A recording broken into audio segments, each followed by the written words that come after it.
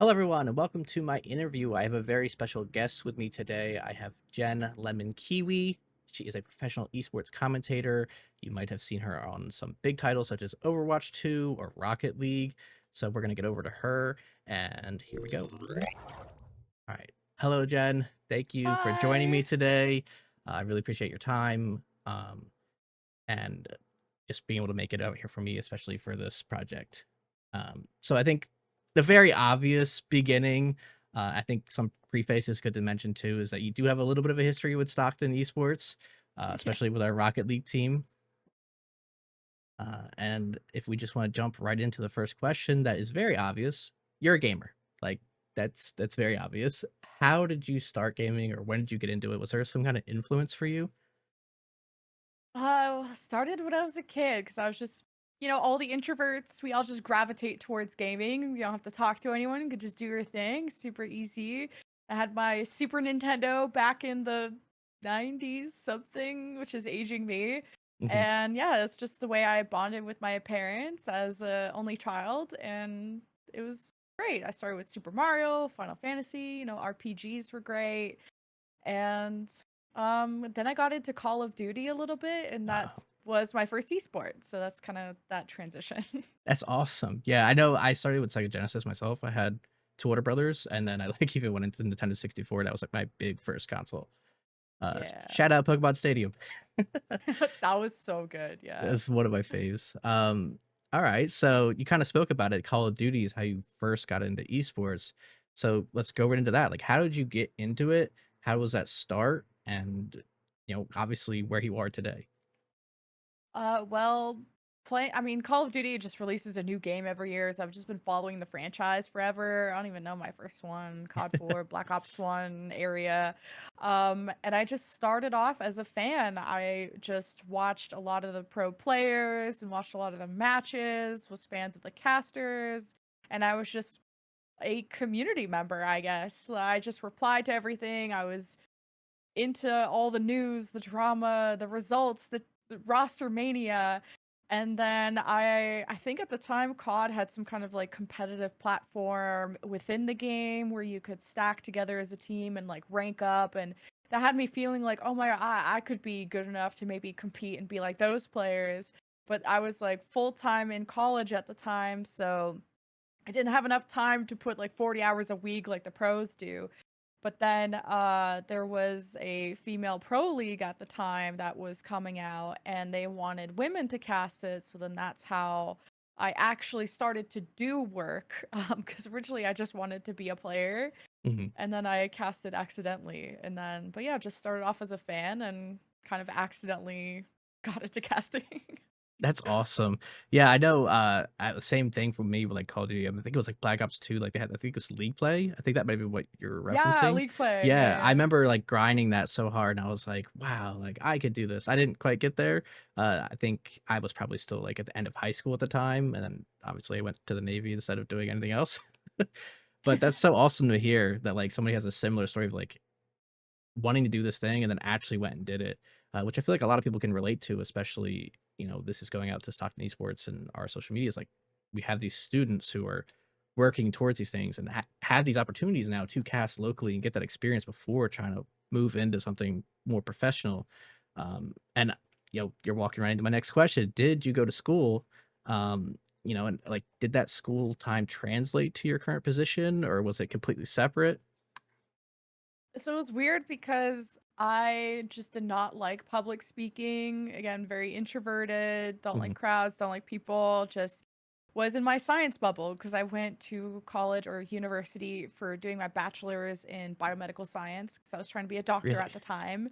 Yeah, I know, right? This That's what crazy. a career trajectory that this all turned out to be. Life is just a bunch of happy little Mhm. accidents, you know? Shout out Bob Eh, Ross. right? I like that one. That's literally my life. And then I went and did a master's in microbiology. It's just like the short form of what I say, but molecular biology is what's on the Mhm. degree. And I think just college ended up teaching me a lot of just critical thinking, how to solve problems, really how to be independent. Because I think the high school to college transition is so jarring for most people. At least it was for me, just Absolutely, living yeah. on your own, cooking for yourself, going to get groceries, just being your own person. I think just university really matured me very, very fast. And then you mingle with other people and other people who are also lost in their lives, and you just become a more confident, organized, independent person because of university. And I think those skills help me also just be more professional, more organized, which then when I wanted to pursue something, I was confident enough to know to go do it and know how to go do it. Because esports for me, I started off as a fan, so I got to watch kind of how everyone else was acting, what everyone else was doing, and I really just started because I was passionate about it and just loved the game so much.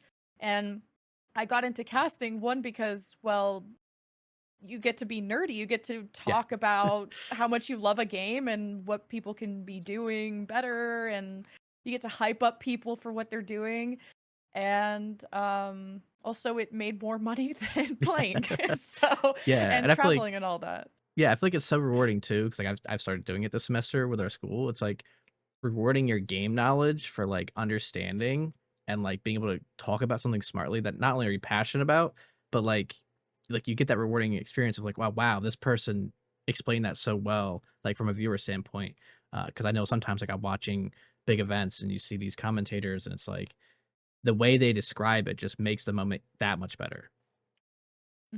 And I was more into sciencey writing, so Mhm. it's not like I had totally transferable skills to my degree to esports. It was a very busy because Monday to Friday I'd be like 9 to 5 classes, and that's why I got more and more into gaming. It's because I just didn't have time to be social because I'd be studying, I'd be Yeah, tired. Everyone else is partying, I can't do that. So gaming was always something I could go back to, and something that was a very niche hobby that when I found other gamers, that's what we bonded over. And it absolutely. was such a fantastic experience. And then Saturday, Sundays, or, Friday to Mondays, I would travel to different lands on my own dime. I remember taking a Greyhound from Mhm. Canada through Detroit, going to my first land in Detroit, which was the longest bus ride ever. But I made it happen because I just thought this was such like a once in a lifetime opportunity, to really go and define my own life. Because now that I'm not living with my parents, like I can do anything I want. And so I started just Yeah. going for things and seeing what happens. Yeah, I think that's another great aspect that I'd like to ask about too is, like, when you started getting into commentating and doing esports, were your parents supportive? Did they understand it? Do they understand it now? I mean, I know, like, when I was in the Navy trying to explain to my mom what I was doing, I was like, yeah, I kinda do this." And she's like, "Okay." I mean, I guess with you, at least you're on screen, they can kinda watch it and get the idea, so maybe that helps a little bit? Yeah, I mean, I've always been smart about my esports approach. Like, I've never been, hey, I'm gonna drop out of college Mhm. and go full time into this crazy thing. I didn't go full time into esports until COVID, and I've been doing this since college. So it's been a good decade of me being in esports, and only the last, 5 years have I been doing this full time. So I was always smart about it, and I think I built a really good trust with my parents so that when I did want to go pursue something, I knew how to explain how to balance things because I never gave up on school. I always balanced school with work, with whatever. Mhm. And they thought it was cool that I got to travel. They were maybe a little nervous about me Yeah. traveling by myself, as a girl going to the States Mhm. and meeting whoever, the whole be careful who you meet on the internet Absolutely. culture Yeah. was very, very more alive back then. Yeah. So Absolutely. they were a little nervous, but they trusted me that whatever I was doing, it wasn't going to interrupt what was important, which was school. So I still That's graduated. awesome. So Yeah. You heard it here first, stay in school. yeah. So, going from there, like with the topic of school and how esports has had such a big rise in not even just like the US, but like the world as a whole, like how has that affected the industry? Like, have you seen any effects of that? Have you worked with anybody that maybe actually went to school for esports or did esports in school? Because I know, like, for me, like esports wasn't really a part of school. Like, I liked gaming, and like I said, we found those gamers, but that wasn't like, hey, here's this whole esports program or club. So how has that like changed the industry since, like you said, you've had this experience for like a decade now?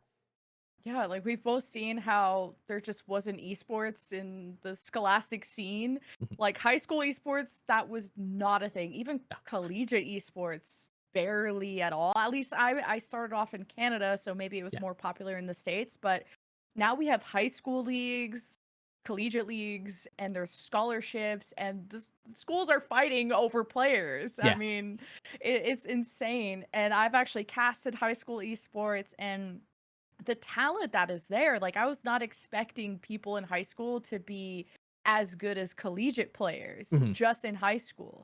And I think it's such a awesome opportunity, even if like high school, I don't think they're really playing for scholarships. Like I think there's a little bit of money in high school, but for them it's about building relationships and for people to get confidence. I think the biggest way that people become confident is being good at something and really getting to relish in that. And I think for the high school players, it's like just like a bunch of nerds who think, oh, Yeah. video games is like a whatever skill, but it's actually a very useful money making skill now. And I like Absolutely. that high schools are trying to show that, and it's more of like a personality building thing for high school. And yeah, maybe, I mean, I hope that collegiate is scouting high school because there's a lot of good talent there.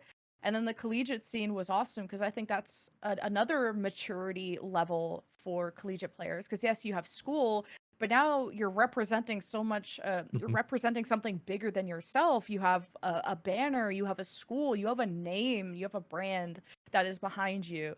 And I think, and I've really wanted to see collegiate players like become more professional because of that. You know, there's not that there's like media training. I wish Yeah. there was more media training and PR and stuff, but it does get the gears rolling on how to think and how to act and all this stuff, and it just prepares you for the next level. And even if this doesn't translate into being a pro player, I feel like it builds the skills of professionalism, maturity, organizing your schedule, commitment, and problem solving within a team, problem solving within yourself, and just committing to something is what life is all about. You know, finding your passion, committing to something, working hard, and getting paid for it, whether it's with Absolutely. money Yeah. or just something, you know? Yeah, I And know. I thought it was awesome. Yeah, I know at our program, I can't speak for all colleges or universities, but, like, I know we have a whole leadership structure. We have, I think, like, 15 to 20, like, paid actual, student, leaders and, student Oh, workers. wow. That's Now awesome. sure, it might not be, like, 40 hours a week pay or anything like that, but, like, people are still getting paid per week for their time, for the things they're doing. Like, we have game managers, we have, um overall like division managers in charge of like shooters, community events, all that. And so it's like you said, it's like this really great experience that you can take and go do something with it, whether it's in esports or not. Um, and I do think it's so cool, like you said, like scouting those high school players. Like they said, we play in a league called Garden State Esports, which is like New Jersey, New York, Pennsylvania, like but more so New Jersey, I would say, I guess. But um, like we have all these middle schools, high schools, collegiate schools, like all coming together and playing at one event.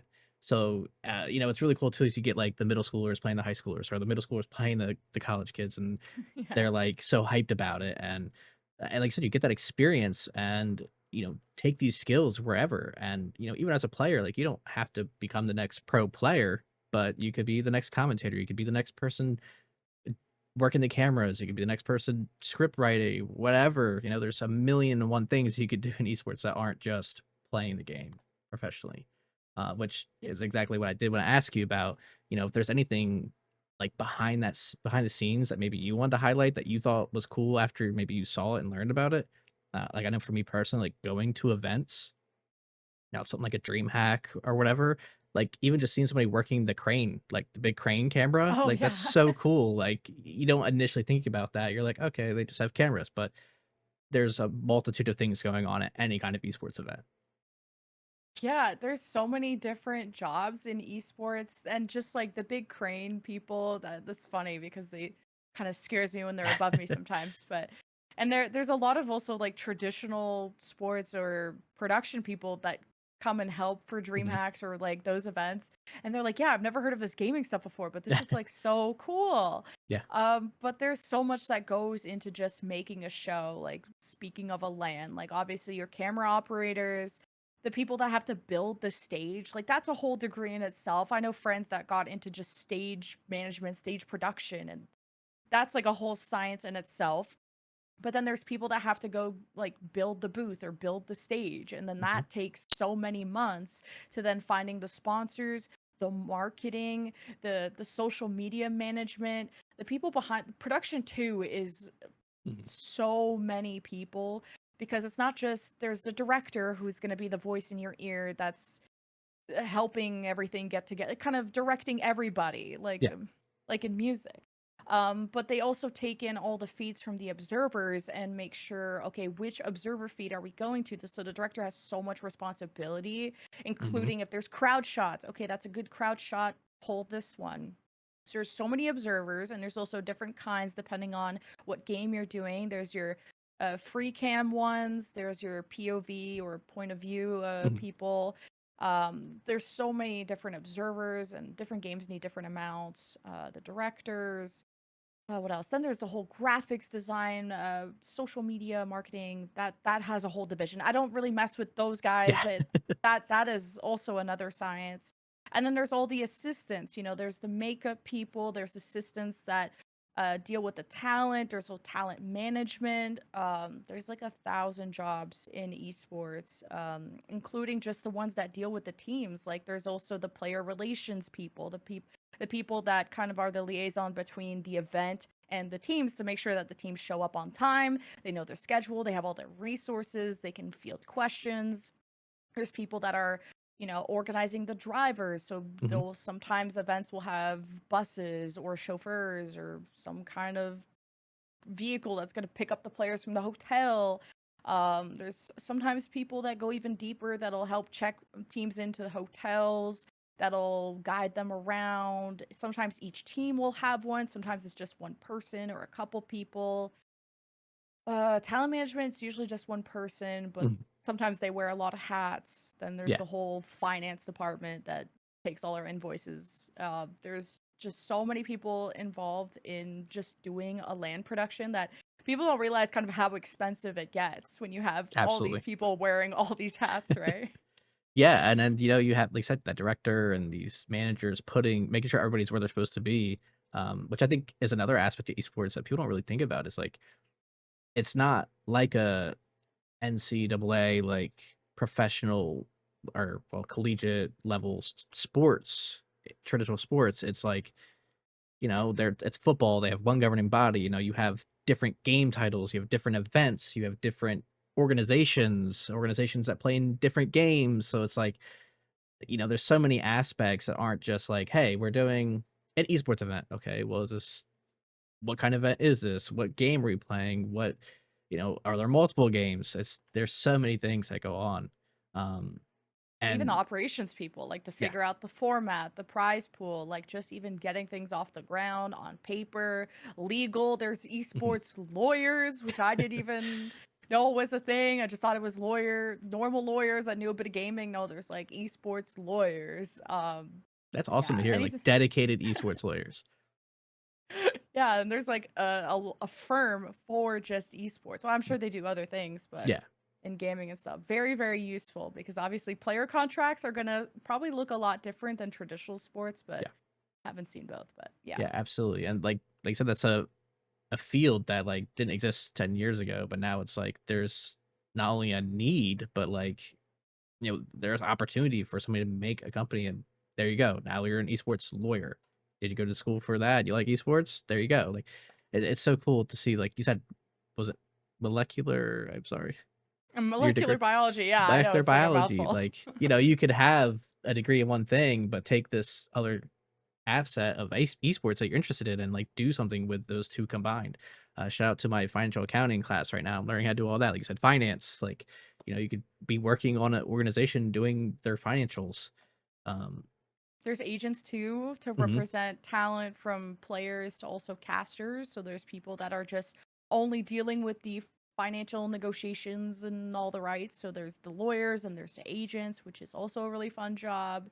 So I feel like there's a job for anyone, for the Yeah, extroverts, for the introverts, for people who want to be behind the camera, in front of the camera, hands on, hands off, online, in person. You know, it's awesome. absolutely. And like working our way into talking about the industry, as a woman working in this industry, and I don't think it goes without saying that it's a male dominated industry for the most part. I believe that is changing now, which is awesome and great. But, like, what is it like for you to be that on-screen personality that, like, it's not just young girls, but, like, any woman who's, like, ever been interested in gaming or esports, what is it like for you to have like, be that person they're looking up to because you're on the screen, you're working in this industry, you're very visible. Yeah, I think representation matters because the whole reason I thought this was possible is because I saw another woman do it. Like, women I looked up to at the time was like Shox from League of Mhm. Legends, Frostgrin also from League of Legends, like Zoe from Overwatch. Like, there was just a ton of women that were already doing it. Oh, casters like Pansy as Mhm. well, Latigres. These are Counter Strike and League of Legends people, and I saw someone else do it, and I thought, "Oh, well, if they can do it, then I can do it."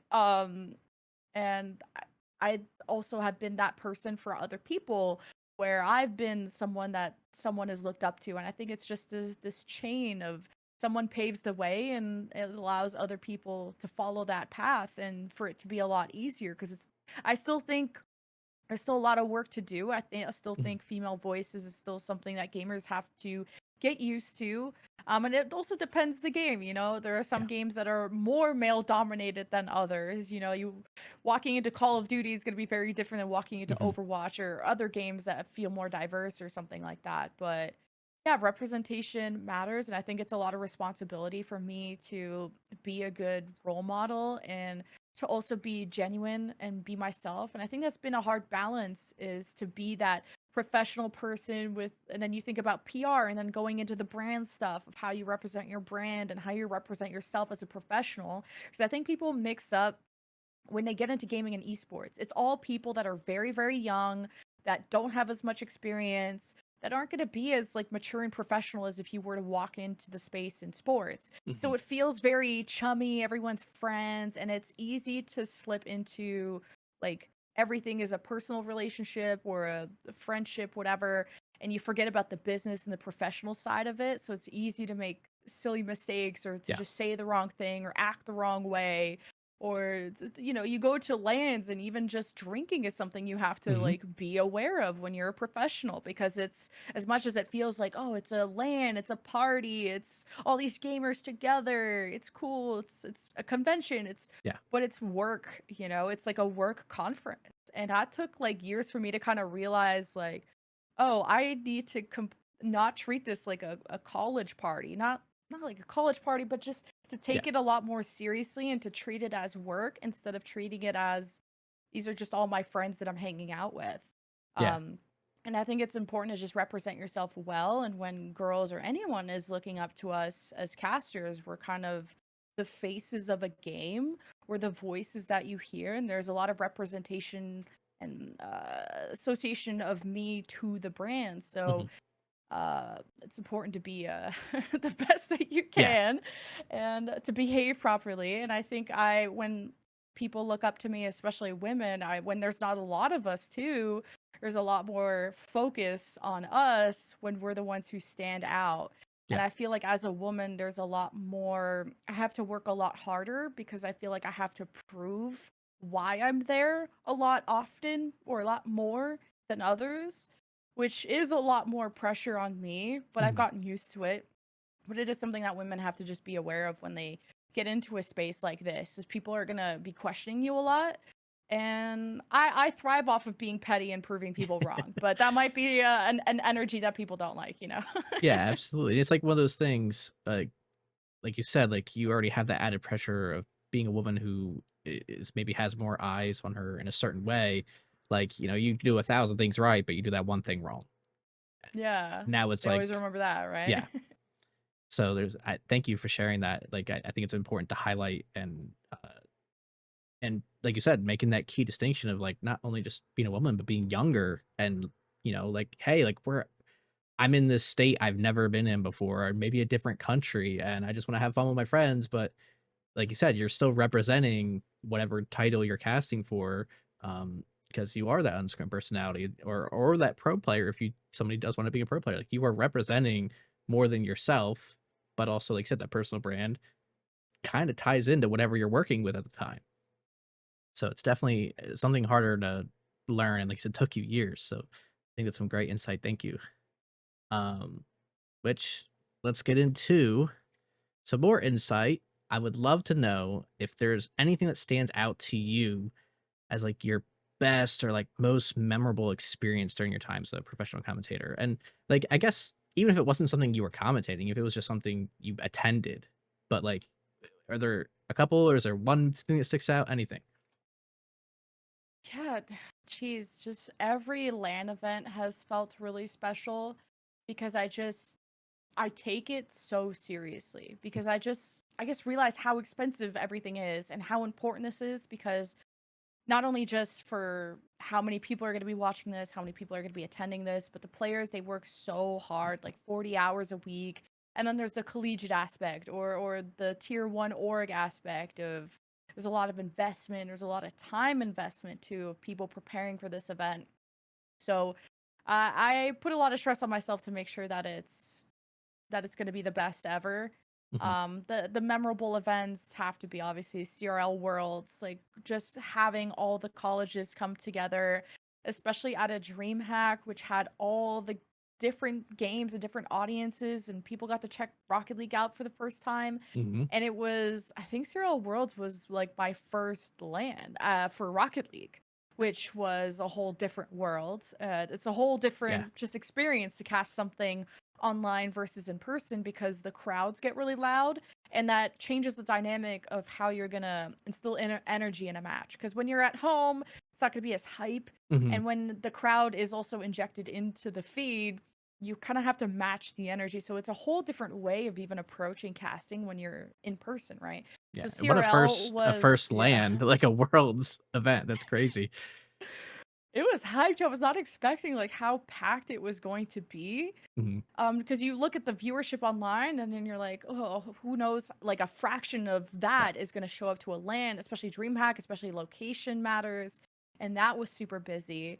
Another like super memorable time was when I got to cast in Canada for Mhm. my first time. Like Toronto had hosted the Overwatch League playoffs, like the finals at the time. And for me to be able to go home and be in my own country and to do my job for how big the crowd was and to be Mhm. with my co-caster at the time, Leg Day, who was like someone I had been casting so many years with. It felt like all of our work finally culminated to that point because we had been in Overwatch for so many years.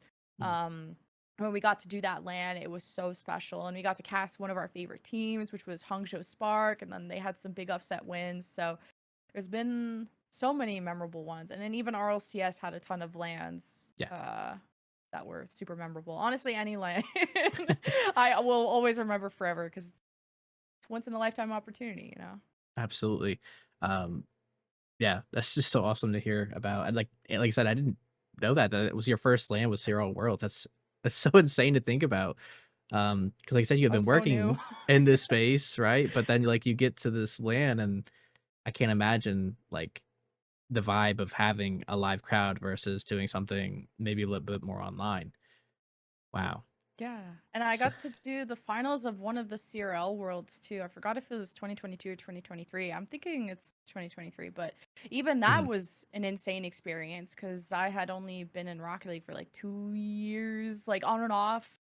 Uh, and to have one of my, I think the second Rocket League lane, I guess, be a finals thing. And finals is like this next level pressure yeah. where it's already such an honor and it's the most important match and Mhm. it's the one that everyone is going to be paying attention to.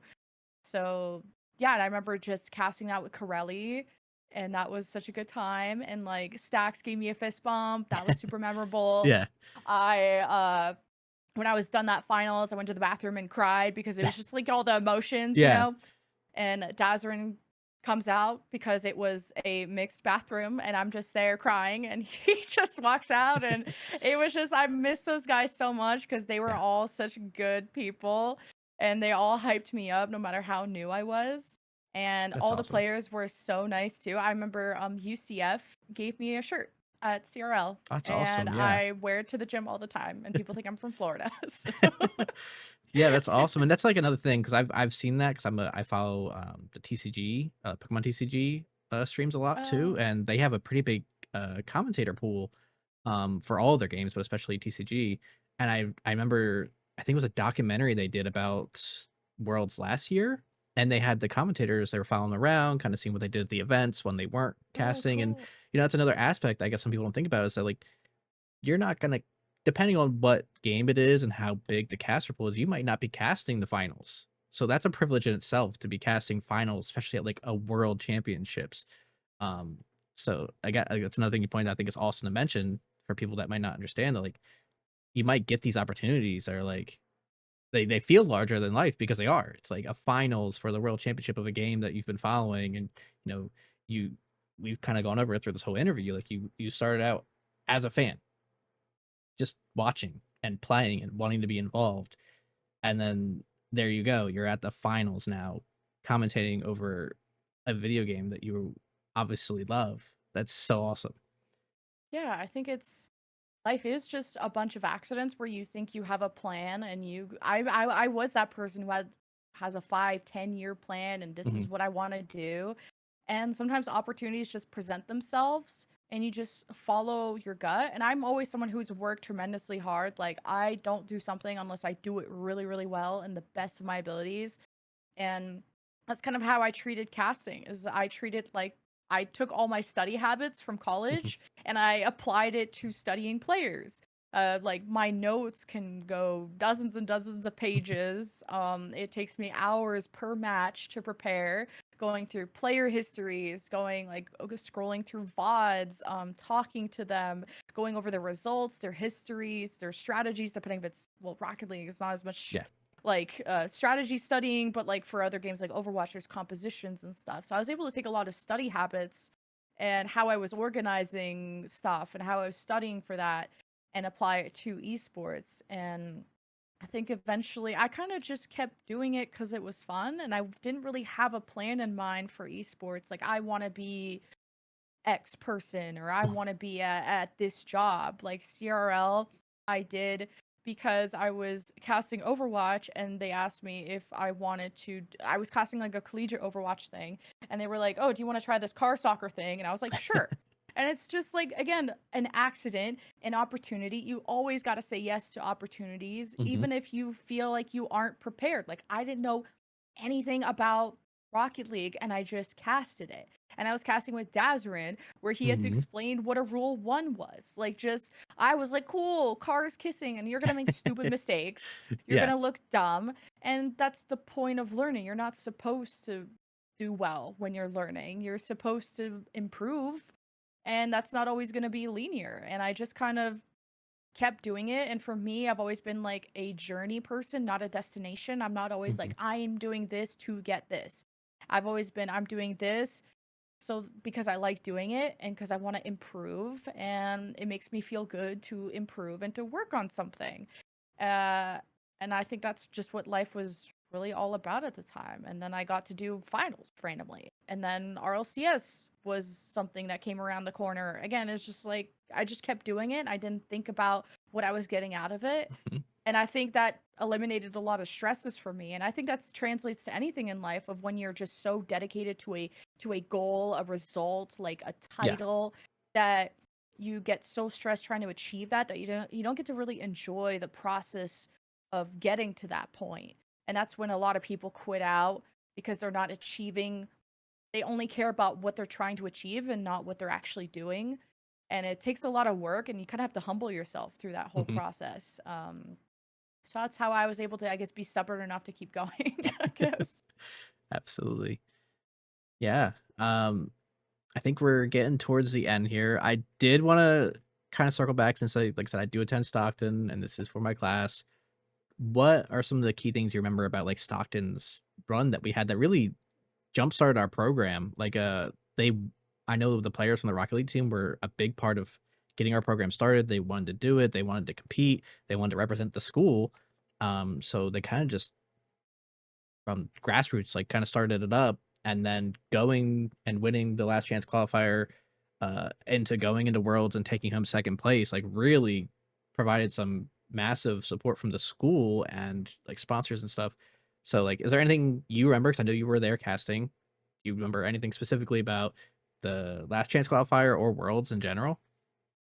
Definitely remember Worlds. LCQ is always a giant mess of like a bunch of really good teams that somehow Mhm, didn't qualify end up in LCQ, and it's a ton of teams in that. mhm, But I remember just the playoffs of CRL Worlds and just how many good teams were in that. Like I'm looking at the bracket now, like obviously Stockton. You guys were like this underdog, like mhm, kind of not in the middle, but on the upper half of the middle, because there was like that strong three of like Northwood, Columbia College, and whoever. I guess those were like the two that everyone thought was going to be number one, number two. yeah. And then Stockton, you guys were probably like in the top three, top five ish area. And but always this like underdog, or I think I called you guys like the dark horse or something at the time, which is funny because then there's UT Arlington with the literal horse. But then the bracket comes around and you guys beat Columbia College, which was the most insane upset because Columbia College had the three C's in it, Cryptic Mhm, Cam and Cosmic Flippy, who were the goats that were just young blood that were kind of meant to probably win or at least go to the finals, and you guys upset them. And that was like, what? Columbia College not in the semifinals? What the heck? Stockton really showed up. And then you guys went against St. Clair, and being from Canada, I was like deep down, not saying it out loud. I mean, everyone was Rocket League is funny where people can be biased more in Rocket League, but yeah, St. Clair, I was cheering for them because the very few Canadian talent in Rocket League, that's your and pick. that was my pick, and Stockton, and then you guys beat them, and it was, and also Stockton, the Top Cheese, Drip, Busey were all such nice people, so humble, so cool, and so good at the game. And when you guys upset St. Clair, I was like, wow, that I don't even know if that, I think that was more of an even matchup. I don't know if it was an upset. I think anyone could Yeah. have won. Maybe you guys were more favored. I'm just biased St. Clair, but that was also incredible just how you guys made the finals, went against Northwood, and the whole everyone's bracket predictions were thrown out the window. Because UT Arlington, people had their eyes on them. They got knocked out by St. Clair. That was had to be peak Mhm, CRL Worlds, and I know that was peak Stockton. We were all so excited because we just kept talking about how Stockton has the potential. mhm, They're like the dark horse. They're the underdog. They could do it. And playoffs is the time where, especially at a LAN where everyone chokes. Like yeah, a lot of the make top or players, break.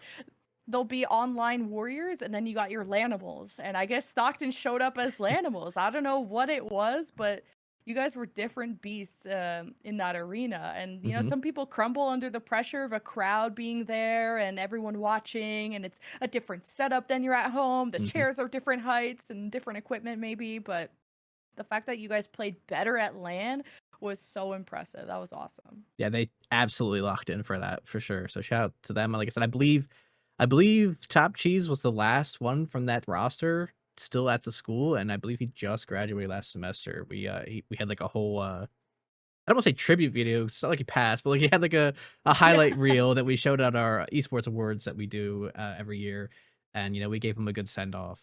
Um, so Aw. definitely thank you for recapping that. That was a really awesome moment that I said, like, really made our program what it is now. Um, and obviously, like, we're still trying to work on it, and I think it even mirrors, like you said, like, on your end, like, you're doing your best, you're doing all the studying hours and hours just to be your best on camera and when you're casting, and it's like the same thing at collegiate for me. I'm like, we want this to continue going. So you want these events to be so good because you want them to continue. Same thing with me with like at Stockton, everybody that works in Stockton Esports, all the students and faculty that help us and everything, like we want it to keep going. So we just have this common interest that like, it's like I don't care if like I'm not here in 2, 3 years, 4 years for most people, but I want the next generation to have this thing that, you know, these people started, that I continued to carry the flame and people before me and before and after me.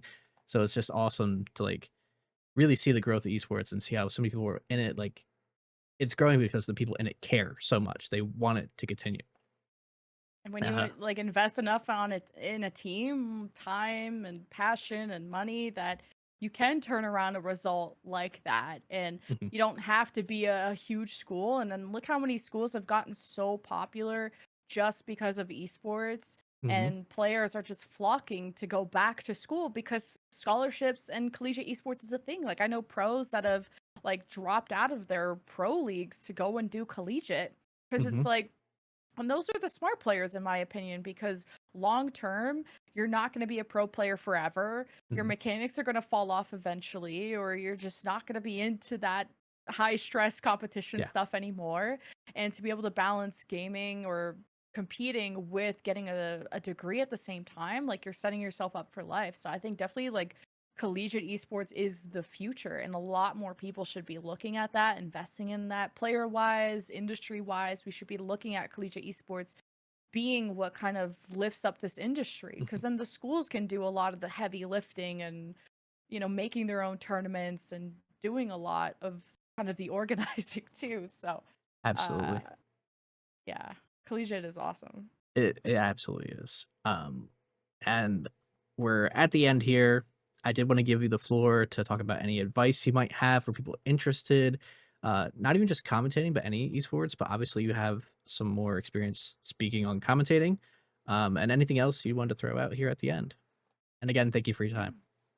No, thanks for having me. It's so cool to be here for someone's project or be part of the Stockton stuff, especially when casting you guys was part of that first LAN experience, and everyone was so nice to me when I was so new in Rocket League at the time, and it was just a good group of people. CRL was at the time. I hope we get another CRL World soon. Um, my advice would just be that start if you want to get into esports, being a fan is the most important thing.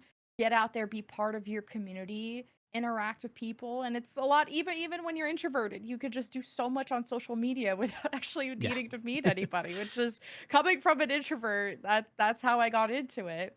And then if you have enough money, going to an esports LAN, it is a completely different experience. It is so amazing to be able to meet people in person, to hang out with them, to watch the games in person is also a whole different environment. It is so hype.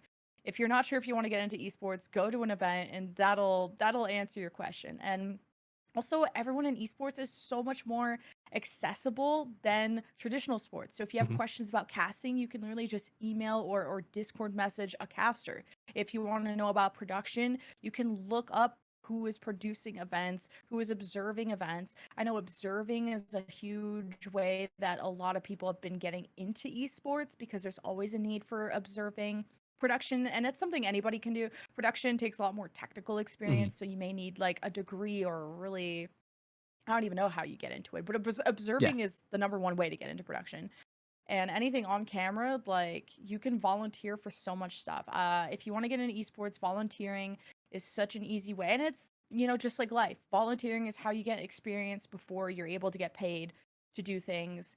Um, but just know that esports doesn't have the greatest of, I guess, budgets compared to sports. Mhm. So just make sure that you balance your life, your job, your school with gaming. Don't be that person who goes full time unless someone is paying you full time. Yeah. So that's an important piece of advice. You can be passionate for something, but learn how to balance like real life and keep food on the table and rent, and pursue something that you love. That's what's important, and work hard towards it. And don't let anyone tell you you can't do it, because anyone and everyone is able to do it. From me, who's not been able to do public speaking, to now, I guess, does it for a living, to being a girl. Like, girls can get into on camera stuff, to gaming stuff, and to be the loud one, to be the nerdy one. You can just be yourself in gaming, and you just have to be confident enough to go for it. So I hope everyone can also reach out to me for any advice if you guys have any questions. So I have a lot of advice, but I can't think of it right now. But I hope that's good enough. Awesome, that is, and then, like you said, like, just you could people are more accessible. Like, prime example, I shot my shot. I was like, I saw the picture of you on our website interviewing one of our players. I was like, "Oh, it'd be so cool to interview her one day." Even if it wasn't me, I was like, just having you come back for an interview, and then I get this project assignment. I was like, I need to at least reach out. And like I'm like 50-50. Like I'm introverted, I'm extroverted. It kind of depends. I guess if I'm with people I know, I'm more extroverted. But I sent you an email, prime example, and then I didn't get a response. So I was like, oh, okay, maybe she's just busy. So I followed up, and I was like, getting that mental block, following up, you're like thinking like, oh, they probably just don't want to do it. But you're like, No, I would absolutely love to do it. I did not see this. It must have went to my spam, and it's like prime example. Just shoot your shot. Send a follow up email. Send a Discord message or something. Um, and I can't thank you enough for at least giving me this opportunity to talk with you and just not only complete my project, but like having this experience with somebody who works in the field that like I obviously want to be a part of. So Yeah. I Reaching out have, is so important because a lot of my yeah. jobs that I got was from reaching out. Because I think another big piece of advice is don't sit there and expect things or opportunities to come your way just because you exist and you're talented or you're popular or whatever it is. Like you always have to go and reach out and do the Mhm. footwork and yeah, because people can be lazy sometimes and don't look out for things. And you have to go get what you want. If you want something, go get it. And that's what you did. And look how it worked out. Awesome.